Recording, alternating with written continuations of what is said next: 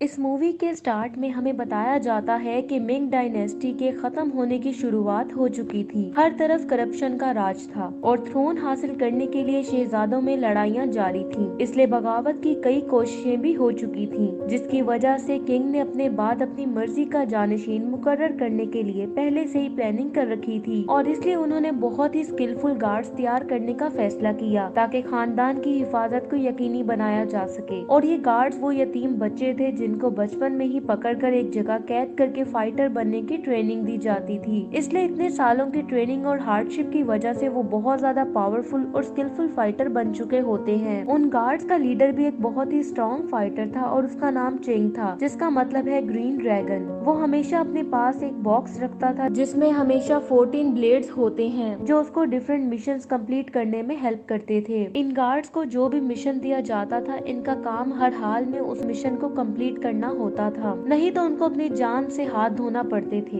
इसके बाद हम प्रिंस चिन को देखते हैं, जिन्होंने आर्मी के कुछ लोगों के साथ मिलकर एक नाकाम बगावत में हिस्सा लिया था और उसमें प्रिंस चिन को अपनी दोनों टांगों से भी महरूम होना पड़ा था। लेकिन अब वो दोबारा से एक बगावत प्लान कर रहा होता है जिसमें उसका साथ जिया जिंगजोन दे रहा होता है, जो कि किंग का खास आदमी था। नेक्स्ट सीन में हमें दिखाया जाता है कि जिया चिंग को अपने पास बुला के ऑर्डर देता है कि उसे एक बॉक्स हासिल करना है और उसे ये भी बताता है कि उसी बॉक्स में प्रिंस चिन की गद्दारी के सबूत हैं, इसलिए उसे वो बॉक्स हर हाल में वापस लाना होगा। इस ऑर्डर को एक्सेप्ट करने के बाद वो अपने कुछ साथियों के साथ उस जगह पहुंच जाता है जहां कुछ लोग उस बॉक्स को कहीं लेके जा रहे होते हैं। चिंग को यह अंदेशा था कि कुछ लोग उसे फॉलो कर रहे हैं, इसलिए वो एक जगह पे छुप के उन्हें देखने लगता है, जबकि उसके साथी चुपके से थोड़े थोड़े करके उन सोल्जर्स को मारने लगते हैं जो सोल्जर्स वो बॉक्स कहीं शिफ्ट कर रहे होते हैं। अब बाकी सब सोल्जर्स को मारने के बाद जब चिंग और उन सोल्जर्स के लीडर का आमना सामना होता है तो चिंग उसे सरेंडर करने का कहता है, जिस पर वो चिंग से कहता है कि मैं करप्ट अथॉरिटीज के आगे सरेंडर करने की बजाय मरना पसंद करूंगा। ये सुन के चिंग उसके बेटे को होस्टेज बना लेता है, जिसे देख के वो खौफजदा हो जाता है। जिसके बाद वो चिंग को उस बॉक्स में मौजूद इम्पोर्टेंट चीज दिखा देता है जो कि किंग की मोहर होती है और उसे कहता है कि इसकी हिफाजत करना अब उसकी जिम्मेदारी है। अगर ये गलत हाथों में चली गई तो बहुत से लोग मारे जाएंगे। लेकिन तभी अचानक से वहाँ एरो से कोई अटैक कर देता है, जिससे वहाँ मौजूद सभी लोग इंजर्ड हो जाते हैं। इसी दौरान चिंग उस बच्चे को बचाने लगता है, तभी वहाँ कोई आके उससे वो बॉक्स छीन लेता है और भी फौरन से गायब हो जाता है। अब चिंग जब उसके पीछे बाहर जाता है तो देखता है कि उसके सभी साथियों को मार दिया गया है, जबकि बच जाने वाले साथियों को कैदी बना लिया गया था, जिनको ले जाकर तय खाने में कैद कर दिया जाता है। तभी वहाँ जनरल शुआन आता है, जिसे वहाँ पहले से मौजूद जिया उन सब कैदियों को मारने का ऑर्डर दे देता है। शुआन को देख के वो कैदी गुस्सा करने लगते हैं, क्योंकि उसी के धोखे की वजह से उनके बहुत से साथी मारे गए थे।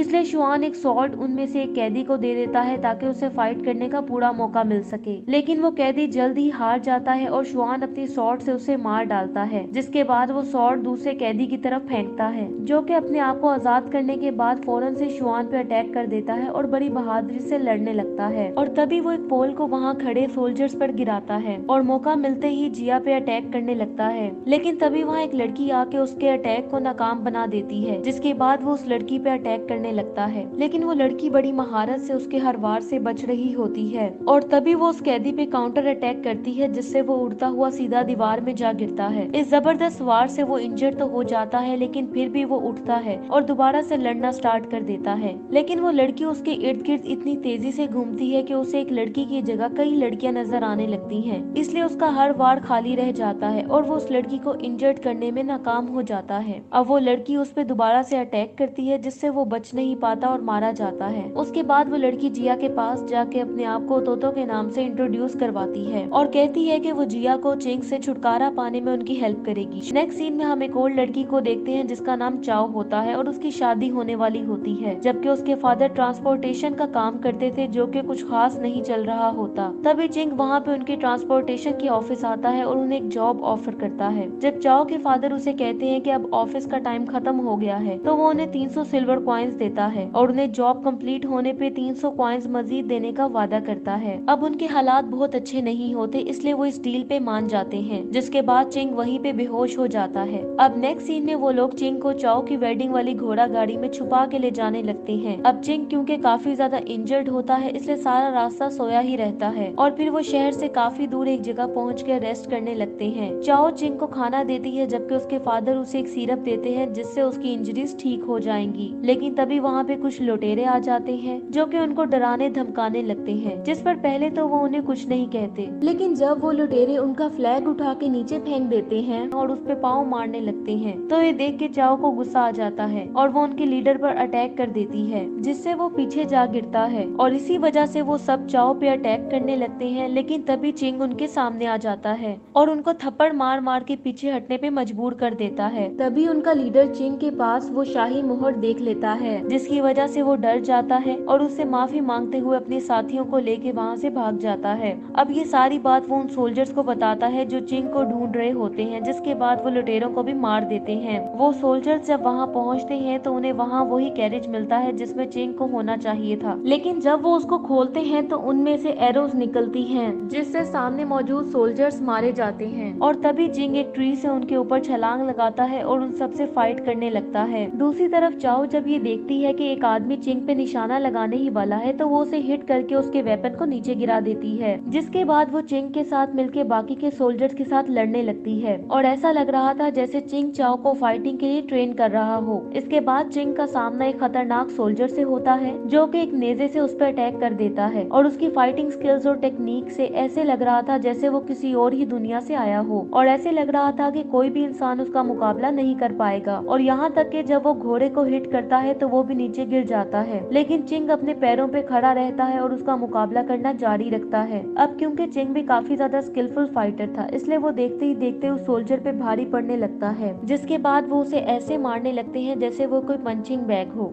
और उसे अच्छा खासा मारने के बाद वो उसका गला दबा के उसे मार डालता है। जिसके बाद वो वहाँ मौजूद एक इंजर्ड सोल्जर से इंटेरोगेशन करने लगता है कि उनको वहाँ किसने भेजा है, और जब वो उस पर टॉर्चर करता है तो वो उसे सब कुछ बता देता है कि इन सब सोल्जर्स को यहाँ जनरल शुआन ने भेजा है, जिससे अब चिंग को भी पता चल चुका था कि उनके साथ गद्दारी करने वाला कोई और नहीं बल्कि जनरल शुआन ही है। जिसके बाद चिंग उसे इस शर्त पे छोड़ देता है कि वो शुआन को जाके बताएगा कि चिंग मारा जा चुका है ताकि वो उसका पीछा छोड़ दे। अब वो चाओ और उसके फादर के पास जाता है जो कि अब उससे डरने लगते हैं, जिसके बाद चाओ के फादर उसका मजीद साथ देने से इनकार कर देते हैं क्योंकि अब उन्हें चिंग की असलियत मालूम हो चुकी थी। ये सुन के चिंग चाओ को होस्टेज बना लेता है और उसके फादर से कहता है कि 3 दिन बाद एक गाँव में आके मुझसे मिले, वहाँ आपको आपकी बेटी मिल जाएगी और अगर कोई गड़बड़ करने की कोशिश की तो आपको सिर्फ इसकी लाश ही वापस मिलेगी। जिसके बाद वो चाओ को वहाँ से लेकर चला जाता है। नेक्स्ट डे वो दोनों उसी गाँव में पहुँच के एक जगह लंच करने लगते हैं। जब खाना उनके सामने आता है तो चिंग जल्दी से खाना खाना स्टार्ट करता है, लेकिन चाओ उसे रोक देती है और उसे सही तरीके से मैनर्स के साथ खाना खाने को बोलती है। इससे उसको ये फायदा होता है कि वो चिंग से ज्यादा खाना खा लेती है। अब लंच के बाद जब पैसे देने की बारी आती है तो चिंग उसे ही पैसे देने का कहता है, जिस पर वो उसे कहती है कि मैं तो तुम्हारी होस्टेज हूँ, मैं पैसे क्यों दूँ, क्या तुम्हारे पास पैसे नहीं है? जिस पर वो उसे कहता है कि मैंने सारे पैसे तुम्हारे फादर को दे दिए थे। जब शॉप वाला उनसे नाराज होने लगता है तो चिंग उसे अपना गोल्ड का एक मेडल दे देता है, जिस पे शॉपकीपर शर्मिंदा हो जाता है और बकाया पैसे उन्हें लाके देने का कहता है, लेकिन वो उससे एक और घोड़ा लेके आगे बढ़ जाते हैं। रास्ते में वो एक जगह रुक के फ्रेश होने लगते हैं जहाँ चाओ चिंग से उसके पास्ट के बारे में पूछती है, जिस पर वो उसे सारी स्टोरी बताने लगता है और कहता है कि उन्हें बहुत से यतीम बच्चों के साथ एक रूम में बंद कर दिया जाता था और जो बच्चा बाकी बच्चों को मार के उस रूम से जिंदा बाहर आता था सिर्फ उसे ही ब्रेड का एक पीस खाने को मिलता था, इसलिए उसके पास जिंदा रहने के लिए वो सब कुछ करने के अलावा और कोई ऑप्शन नहीं था। जिस पर चाओ उसे सब कुछ छोड़कर नई लाइफ स्टार्ट करने के लिए मोटिवेट करने लगती है और उसे कहती है कि अच्छे की उम्मीद करने से खुशी जरूर मिलती है और यही उसकी मदर उसे कहा करती थी। ये बातें सुनने के बाद वो चाओ के पास आता है और वो दोनों एक दूसरे की तरफ अट्रैक्ट होने लगते हैं। यहाँ सीन कट हो जाता है और हमें तोतो को दिखाया जाता है जो कि उसी गाँव पहुँच चुकी होती है जहाँ एक दिन पहले उन्होंने खाना खाया था और वो शॉपकीपर के पास चिंग का गोल्ड मेडल देख लेती है। दूसरी तरफ चाओ और चिंग एक शहर में पहुँचते हैं जहाँ चिंग चाओ को एक इम्पोर्टेंट लेटर देता है और कहता है कि इसे वहाँ मौजूद गार्ड्स को जाके दे दो और खुद वो किसी और काम चला जाता है। वो लड़की बिल्कुल ऐसा ही करती है और जो शख्स वो लेटर पढ़ता है वो चाओ पे गुस्से से चिल्लाता है और गार्ड्स को उसे अरेस्ट करने का कहता है, जिस पर सभी गार्ड्स उसे घेर लेते हैं। लेकिन वो चिंग की कही हुई कुछ बातें उनसे कहती है जिसकी वजह से वो थोड़ा काम डाउन होते हैं। इधर चिंग उनके पोस्ट ऑफिस पहुंचता है जहां उसे कुछ लेटर्स मिलते हैं जिससे उसे शुआन के खुफिया प्लान्स का पता चल जाता है। इसके बाद वो फौरन से उस जगह पहुंचता है जहां चाओ अपनी जान बचा के भाग रही होती है। वो उसे उन गार्ड से बचा के एक घर की छत पे ले आता है और दूरबीन से कुछ लोगों को वहाँ से गुजरते हुए देखने लगता है। तभी वो देखता है कि चाओ वहाँ पहुँच जाती जाती है और बड़ी चालाकी से वो एक ऐसी चीज चुरा लेती है जो कि उसके लिए काफी इम्पोर्टेंट थी, यानी वही शाही मोहर जो कि उससे गुम हो गई थी। और तभी वो देखता है कि कोई और शख्स उन पे दूरबीन की मदद से नजर रखे हुए है, जिसकी वजह से वो वहाँ से चले जाते हैं। अब वहाँ से वापसी पर वो उसी गाँव में रुकते हैं जहाँ एक दिन पहले उन्होंने खाना खाया था। अब वो खाना खा ही रहे होते हैं कि तभी वहाँ एक गैंग पहुँच जाता है, जिसको वही शख्स लीड कर रहा था जो कि उन पे काफी देर से नजर रखे हुए था। और वो लड़का होटल के मालिक को एक गोल्ड कॉइन दे के पूरा होटल बुक कर लेता है, जिसके बाद वो चिंग को धमकी देता है कि जिन ताजरों की तुम जासूसी कर रहे हो उनको हाथ भी मत लगाना, क्योंकि वो जल्द ही उसका शिकार बनने वाले हैं। चिंग जब मना करता है तो वो चिंग पे अटैक कर देता है, लेकिन चिंग अपने आप को सिर्फ डिफेंड करने लगता है और उस पे काउंटर अटैक नहीं करता।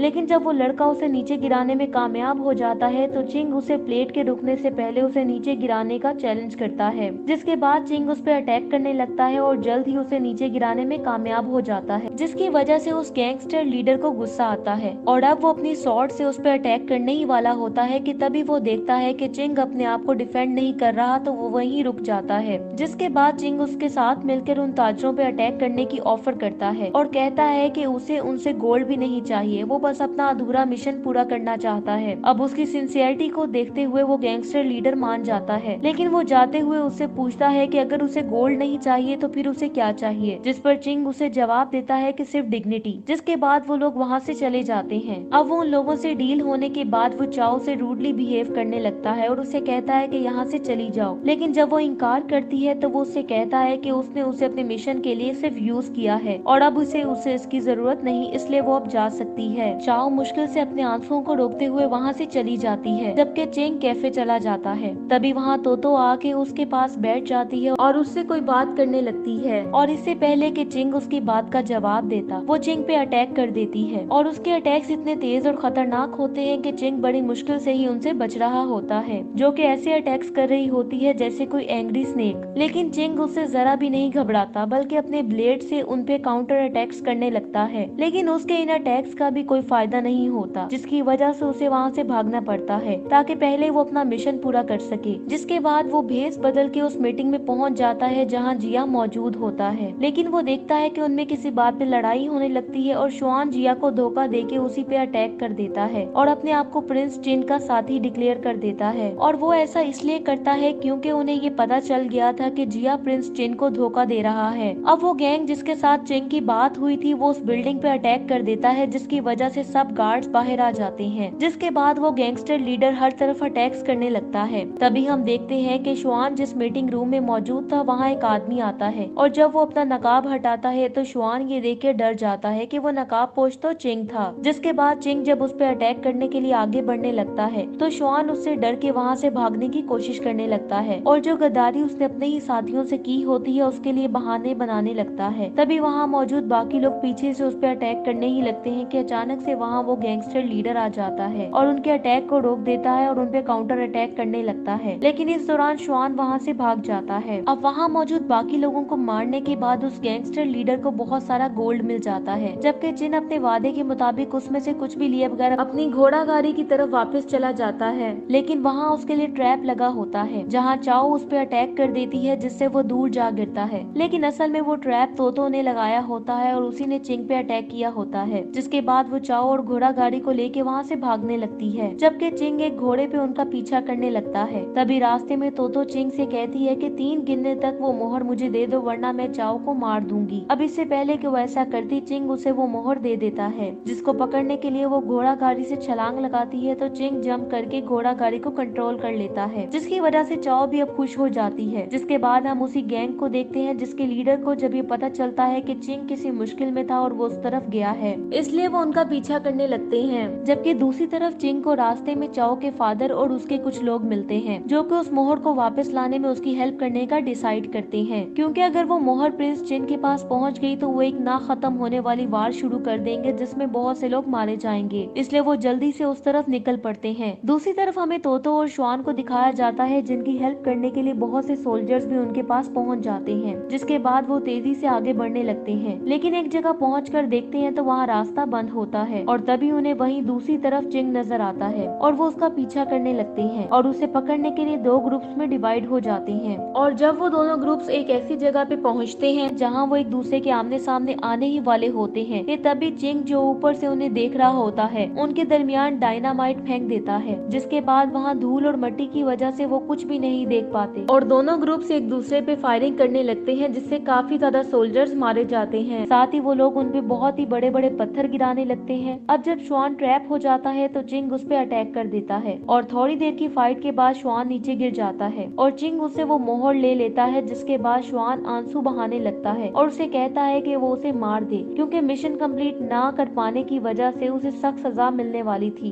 लेकिन चिंग उसे नहीं मारता और वहाँ से जाने लगता है। तभी पीछे से श्वान उस पे अटैक करने ही लगता है कि चिंग एक ही वार से उसे मार देता है। दूसरी तरफ तोतो चाओ पे अटैक करती है, लेकिन तभी वो गैंगस्टर लीडर वहाँ पहुँच जाता है और चाओ को उसके अटैक से बचा लेता है और फिर वो तोतो पे अटैक करने लगता है, लेकिन उस पे उन अटैक्स का जरा भी असर नहीं होता और उसका हर बार खाली जाता है। अब जब उसे अपनी हार नजर आने लगती है तो वो चाओ को वहाँ से भगा देता है और खुद उसके सामने आके उसका अटैक फिर से रोक देता है, जिसके बाद उनके दरमियान फिर से जबरदस्त फाइट होने लगती है और तभी वो दोनों अपने आखिरी वार के लिए एक दूसरे की तरफ बढ़ने लगते हैं। लेकिन बदकिस्मती से वो उस गैंगस्टर लीडर का आखिरी वार साबित होता है और वो मारा जाता है। चिंग जो दूर से ये सब देख रहा होता है वो गैंगस्टर लीडर के मरने की वजह से काफी ज्यादा दुखी हो जाता है, जिसके बाद वो चाओ को बॉर्डर पे ले जाता है और उसे बॉर्डर क्रॉस करने का कहता है। और जब चाओ को पता चलता है कि वो उसके साथ बॉर्डर क्रॉस नहीं करेगा तो वो बहुत ज्यादा अफसुर्दा हो जाती है और उससे कहती है कि वो उसका वेट करेगी। जिसके बाद चिंग का सामना फिर से तोतो से होता है और इस बार उनमें से कोई एक लाजमी मरने वाला था। वो दोनों एक दूसरे पे जोरदार अटैक्स करने लगते हैं। पहले तो तोतो उसे नीचे गिराने में कामयाब हो जाता है, लेकिन फिर चिंग उसकी ट्रिक यूज करते हुए उसके शोल्डर को जख्मी करने में कामयाब हो जाता है, जिसकी वजह से उसको गुस्सा आता है और वो अपनी स्वॉर्ड से उस पर अटैक कर देती है, जिसे वो डिफेंड नहीं करता बल्कि उसे अपनी तरफ खींचता है और गले से पकड़ लेता है और तभी वो एक पत्थर अपने ब्लेड बॉक्स पे मारता है, जिसमें से ब्लेड्स निकलते हैं जो उन दोनों के आर पार हो जाते हैं, जिससे वो दोनों वहीं पे मारे जाते हैं। चाओ सहरा से होती हुई वेस्ट के जनरल तक पहुंच जाती है और उसे वो मोहर दे देती है, जिसके बाद प्रिंस चिन डेथ पेनल्टी के डर से अपने आप को मार लेता है और एक ऑनेस्ट मैन किंग बन जाता है, जिससे चिंग का सेक्रीफाइस रायगा नहीं जाता। और इसी के साथ ये मूवी एंड हो जाती है।